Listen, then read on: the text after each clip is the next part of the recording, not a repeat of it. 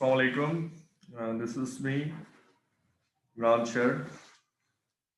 हमने न्यूमेरिकल्स 7.5 तक कर लिए थे 7वें चैप्टर के, और अभी हम इससे आगे करेंगे 7.6, 7.7, उसके बाद 7.8।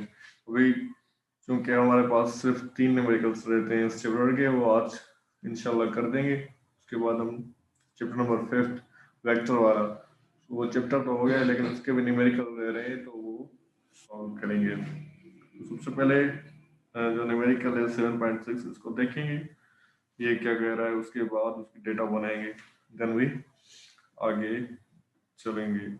तो 7.6 में क्या कह रहा है, compute the force of gravitation between the similar and large spheres of Cavendish balance if m is equal to 1 gram, m large is equal to 300 gram and r is equal to 5 centimeter। Force of gravitation कह रहा है कि force of gravitation आपने इसमें मालूम करनी है। m जो है वो गिवन है, और सॉरी इसमें मिस्टेक हो गई है मुझसे, सर से मिस्टेक हो गई है, m बड़ी लगा ली, m बड़ी नहीं है, ये वही m है, m1 m2। तो डेटा बनाते हैं पहले, सबसे पहले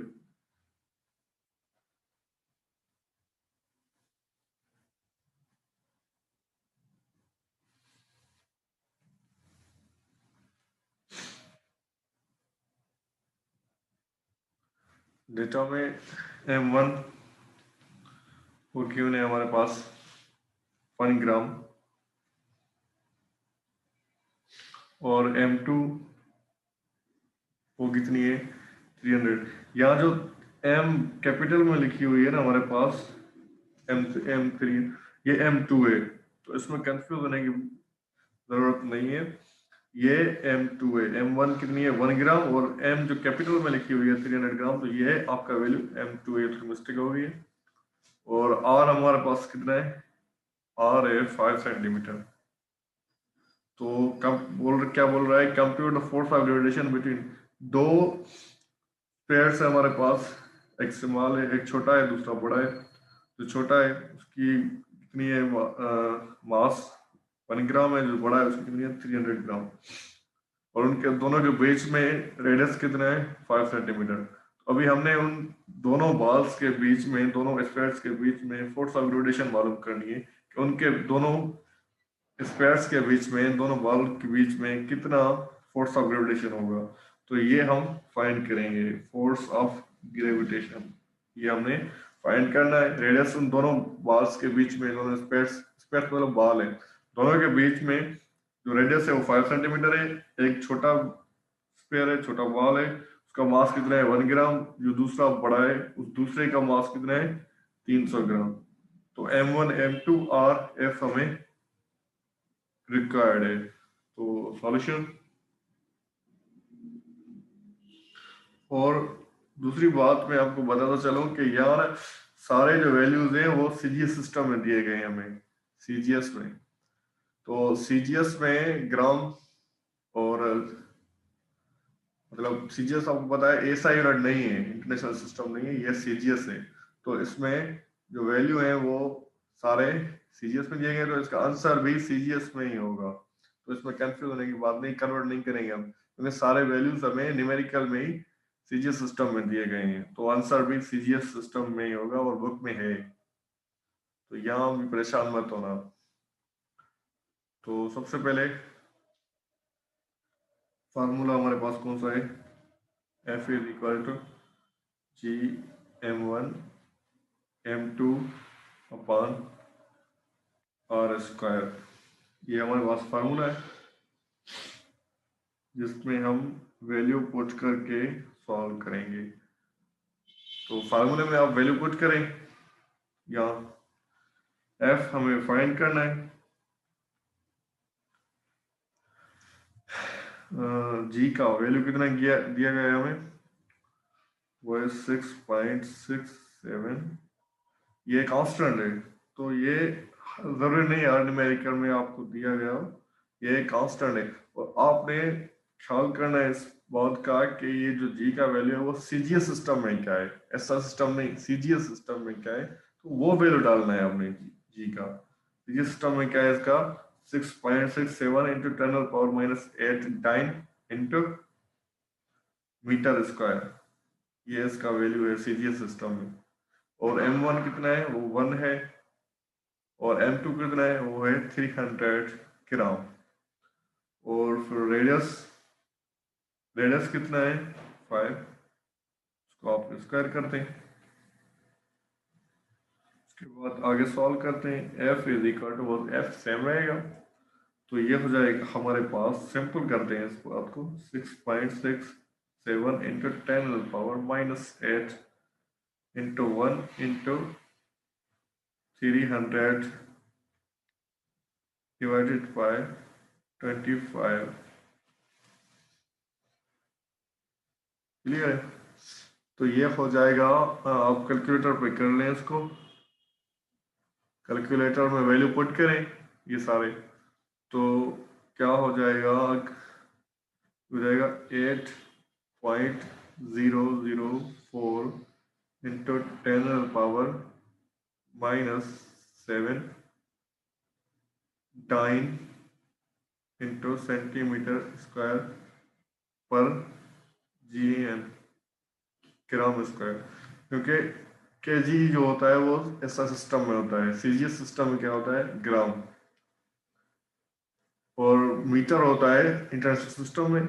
तो जब हम उसे सीजीएस सिस्टम में कन्वर्ट करेंगे तो ये मीटर की जगह सेंटीमीटर आ जाएगा। और डाइन होता है, न्यूटन होता है, तो न्यूटन की जगह डाइन आ जाएगा। तो ये आपने करना है लास्ट में, कि ये जो यूनिट्स हैं वो सीजीएस सिस्टम के आपने उठाने हैं, आपने पढ़े होंगे सेकंड चैप्टर में। तो ये हो जाएगा 8 into 10⁻⁻7 dyne into centimetre square पर ग्राम स्क्वायर, ये हमारा आंसर है। तो मैंने इसको थोड़ा सा राउंड ऑफ किया है, क्योंकि 8.004 है, तो ये लिखने की जरूरत नहीं, आप डायरेक्ट 8 लगा रहे हैं वैल्यू, बात एक ही है। तो ये हो गया, या सिंपल है, इसमें इतनी कोई लॉजिक नहीं है। ये जो वैल्यूज है डायरेक्ट आप कैलकुलेटर में पुट करें तो ये आपके पास आंसर आ जाएगा। तो यहाँ जो थोड़ी सी कंफ्यूजन है वो ये है कि आपने यहाँ इंटरनेशनल सिस्टम ऐसा सिस्टम नहीं अप्लाई करना, के यूनिट्स नहीं लगाने, आपने सीजीएस सिस्टम के यूनिट्स लगाने, क्योंकि ये जो न्यूमेरिकल है उसमें सीजीएस सिस्टम के वैल्यू दिए गए हैं। तो यहाँ कन्वर्ट वगैरह न करें, आप डायरेक्ट जो सी सिस्टम के यूनिट्स हैं वो लगा लें, क्योंकि न्यूटन होता है उसमें इंटरनल सिस्टम में फोर्स का, और उसमें सी सिस्टम में क्या होगा डाइन इंटू न्यूटन मीटर पर किलोग्राम, ये होता है फोर्स का यूनिट इंटरनेशनल सिस्टम में। तो सीजीएस में क्या होगा डाइन इंटू सेंटीमीटर स्क्वायर पर ग्राम स्क्वायर। ये हो गया आंसर हमारा। तो आइए चलते हैं नेक्स्ट न्यूमेरिकल पे। नेक्स्ट में क्या कर रहा है, सबसे पहले हम उसकी डेटा बनाएंगे। तो डेटा को देखते हैं हम, उसके बाद चलते हैं, क्या इसको रेड कर लें। 2 balls of 40 kg and 20 kg masses attract each other। 2 balls हैं हमारे पास, एक का मास 40 किलोग्राम है, दूसरे का मास कितना है 20 किलोग्राम। मतलब एक का वजन कितना है, 2 बाल है हमारे पास, एक बाल का वजन है 40 किलोग्राम 40 किलोग्राम, और दूसरे का है 20 kilogram. Attract each other with force of 3.33 into 10⁻⁻7 Newton. वो एक दूसरे को अट्रैक्ट कर रहे हैं कितने फोर्स ऑफ ग्रेविटेशन के साथ, और फोर्स कितने हैं 3.33 इंटू 10⁻⁻7 न्यूटन। या मतलब M1 भी गिवन है, M2 भी गिवन है, और F भी गिवन है। तो आगे चलते हैं कि क्या फाइंड करना है हमें। Find distance between the masses if the value of G is equal to 6.67 into 10⁻⁻11 newton metre square पर किलोग्राम स्क्वायर। तो यहाँ हमने डिस्टेंस, डिस्टेंस का मतलब क्या रेडियस, मतलब क्या हुआ कि यहाँ हमें इस न्यूमेरिकल में हमसे रेडियस का पूछ रहा है कि रेडियस आपने फाइंड करना है, क्योंकि M1 भी वैल्यू भी दे रहा है दोनों बॉल्स का, M1 M2 और फोर्स एफ पी दे रहा है हमें। तो हमने फाइंड क्या करना है, रेडियस करना है उन दोनों के बीच में कि कितना रेडियस होगा उन दोनों बाल्स के बीच में, ये हमने आर फाइंड करनी है। तो यहाँ जो बात है वो है कि जी का वैल्यू इंटरनेशनल सिस्टम में दिया गया है एसआई में, तो इसका आंसर भी एसआई में होगा, क्योंकि न्यूटन इंटू मीटर स्क्वायर पर किलोग्राम स्क्वायर ये एसआई सिस्टम के यूनिट्स हैं। अगर सीजीएस होता तो न्यूटन नहीं होता, यहाँ होता डाइन इंटू सेंटीमीटर, न्यूटन की जगह डाइन होता और मीटर की जगह सेंटीमीटर होता और किलोग्राम की जगह ग्राम होता। तो यूनिट्स क्या होता, डाइन इंटू सेंटीमीटर स्क्वायर पर ग्राम स्क्वायर, ये वैल्यू होता जी का। तो क्लियर है आपको? आए इसको डेटा बनाते हैं। डेटा क्या होगी इसकी, m1 है 40 kg और m2 के m2 है हमारे पास 20 kg। उसके बाद फोर्स वो भी गिवन है, फोर्स कितनी है, फोर्स है 3.3 इंटू 10⁻⁻7 न्यूटन। और जी का वैल्यू गिवन है हमारे पास, जी का वैल्यू कितना है, ये कांस्टेंट है 6.67 इंटू 10⁻⁻11 न्यूटन मीटर स्क्वायर पर केजी स्क्वायर। और हमने फाइंड क्या करना है, और कि उन दोनों बॉल के बीच में कितना डिस्टेंस है जो एक दूसरे को अट्रैक्ट कर रहे हैं 3.33 इंटू 10⁻⁻7 न्यूटन फोर्स के साथ एक दूसरे को अट्रैक्ट कर रहे हैं। और इनका मास क्या है, एक का मास है 40 किलोग्राम, दूसरे का है 20 किलोग्राम। तो हमने फाइंड क्या करना है, उन दोनों बॉल्स के बीच में डिस्टेंस कितना है, रेडियस कितना है। तो आइए इसको सॉल्व करते हैं, सॉल्यूशन। आई होप कि आपको ये डेटा क्लियर हुई होगी। तो चलते हैं, सबसे पहले हम फार्मूले के पास चलेंगे। फार्मूला क्या है जिसकी हेल्प से हम ये न्यूमेरिकल सॉल्व करेंगे। तो फार्मूला है हमारे पास F इज इक्वल टू, बस वही फार्मूला है सेम, G m1 m2 पान आर स्क्वायर, यही फार्मूला है। मैं वैल्यू पुट कर लें सिंपली, तो ये भी न्यूमेरिकल आपका हो जाएगा। तो वैल्यू पुट करें, फोर्स कितना है 3.3 टू 10⁻⁻7। न्यूमेरिकल सिंपल है, इसमें कोई लॉजिक नहीं है, नहीं लेंदी है, शॉर्ट शॉर्ट है। तो वैल्यू पुट करते जाएं आप, 6.67 इंटू 10⁻⁻11 इंटू m1 कितना है 40 और m2 कितना है 20 और रेडियस हमें फाइंड करना है, तो वो सेम ही रहेगा। फिर क्या हो जाएगा, आप इसको कैलकुलेटर के हेल्प से इसको सॉल्व करते जाएं। -7 इज इक्वल टू, इसको आप कैलकुलेटर में वैल्यू पुट करके सॉल्व करें तो ये क्या हो जाएगा 5.336 into 10⁻⁻8 are square same.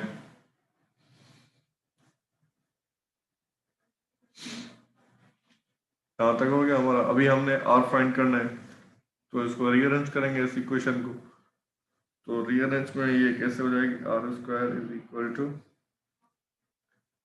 5.336 into 10⁻⁻8 divided by 3.33 into 10⁻⁻7। अभी आप थोड़े से कंफ्यूज हो गए होंगे कि ये आर स्क्वायर कैसे आ गया। तो ये जो आर स्क्वायर है यहाँ, ये इधर डिवाइड कर रहा है, अगर इक्वल के साइड लेके जाएंगे हम तो ये इसके साथ मल्टीप्लाई करेगी, फोर्स की वैल्यू के साथ 3.33 इंटू 10⁻7 के साथ ये मल्टीप्लाई करेगी। ठीक है, तो फिर हमने आर का वैल्यू फाइंड करना है, क्योंकि हमें आर ही रिक्वायर्ड है। तो ये आर यहीं रखेंगे, छोड़ेंगे हम, तो ये 3.33 इधर मल्टीप्लाई करेगा आर के साथ, तो इक्वल के इस साइड जाकर क्या करेगा, यहाँ जाकर क्या करेगा डिवाइड। हमने ये रीअरेंज किया है इस इक्वेशन को, तो इसमें कंफ्यूज होने की बात नहीं है।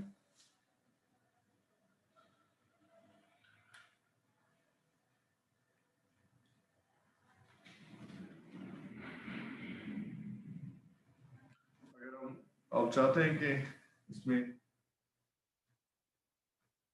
मैं ये सेक्शन आपको करवा लूँ तो ठीक है, मैं आपको करवा देता हूँ ये। चलो,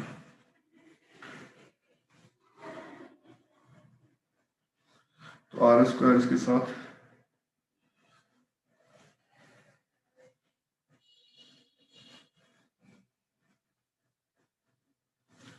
ये आर स्क्वायर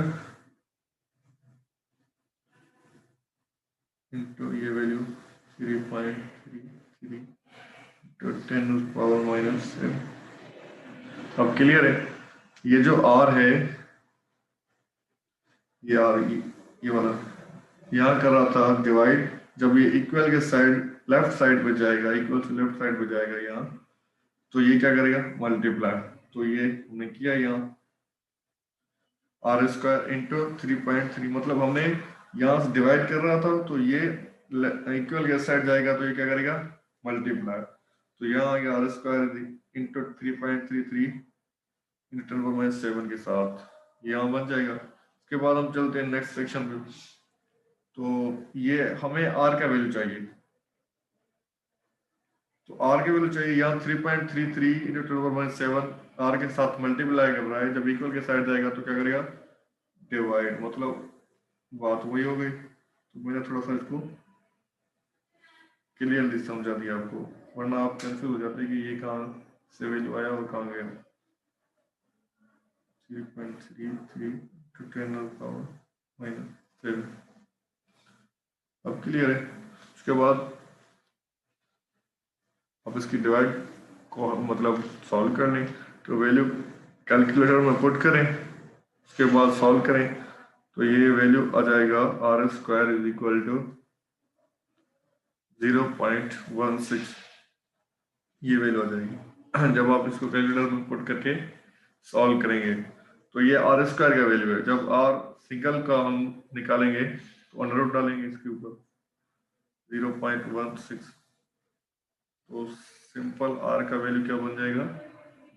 0.4 मीटर। ये आपका आंसर है। क्लियर? तो ये हमने इसमें वैल्यू कैलकुलेटर में पुट किया, उसके बाद हमने इसकी डिवाइड को सॉल्व किया, तो आ गया हमारे पास value R square is equal to 0.16। 0.16 आ गया ये वाला। जब हमने कैलकुलेटर में वैल्यू पुट करके सॉल्व किया तो ये वैल्यू आ गया हमारे पास R square is equal to 0.16, और ये आर स्क्वायर का वैल्यू है। जब हम स्क्वायर को हटाएंगे तो क्या डालेंगे? उस वैल्यू के ऊपर अंडर रूट डालेंगे तो सिंगल आर का वैल्यू हो जाएगा। सिंगल आर का वैल्यू 0.16 का अंडर रूट क्या होता है? 0.4 मीटर, और ये आपका आंसर है। Thank you.